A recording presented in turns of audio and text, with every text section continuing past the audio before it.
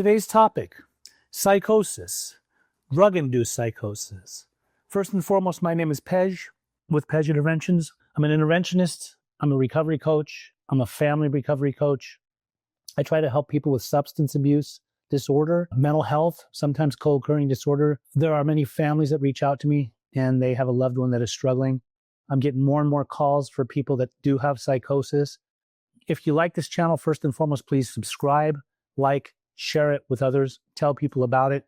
I'm here to try to help for the better good. Now, when it comes to psychosis, the vast majority of the types of psychosis that I'm seeing and dealing with are people that are either using meth, THC. We do see some people that get it from cocaine, some people that get it from alcohol, and definitely psychosis that is a result of Xanax, benzodiazepine, and sometimes it's cut, things that are cut with that. The calls that I get are from mothers, fathers, sisters, brothers.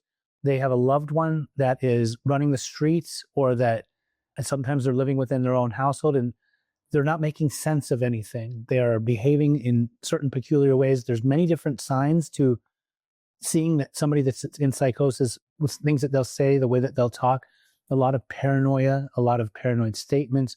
I do actually deal with some people that have primary mental health. They do not use substances, but they also go into some, manic episodes, a lot of mania, and that also is psychosis within itself. And they need to be medicated. Obviously, they need to be put under observation, or they need to see a doctor, and then they could get stabilized. But for the people that are out running rampant and they're using substances and continually using substances with no plan to even stop, and they're in psychosis, they're basically putting fuel in the fire of their addiction and their psychosis. It's just going to intensify and get worse and worse. So it's really hard, obviously, to try, for me as an interventionist, to try to go out and help this person find their way. And a lot of times, they will get better. A lot of times they will ask for help. There's a lot of times that there's many of them that won't. It's just that way. It's very unfortunate. It's very sad. It's very scary. But there are some people that will just continue to run the streets, and who knows what will become of them. I don't want to say that to put bad energy into the universe and make it seem like there's no hope for them. I do believe that a lot of people do get to the end of their rope and they end up asking for help. But in the meantime, how do you deal with somebody that's in psychosis? How are you supposed to talk to them? Let's say they live in your house and they're saying certain things.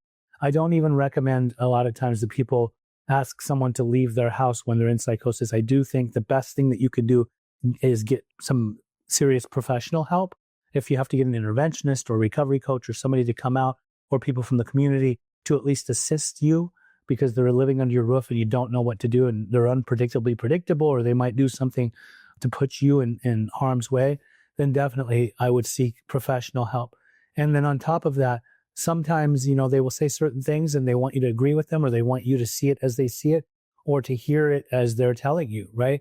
And you obviously might know, like, this doesn't make sense. It's totally nonsensical. Should I agree with them? If I disagree with them, will I anger them? Sometimes you just have to meet people where they're at and let them do their talking.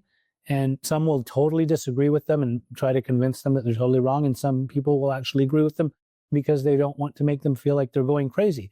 But the fact of the matter is that they're not in the right mind, and they definitely are well on their way to crazy, if not already, because they start to do very crazy things. They start to behave in peculiar ways. They do things that are out of the norm. The paranoia will build to the point where they think that people are out to get them.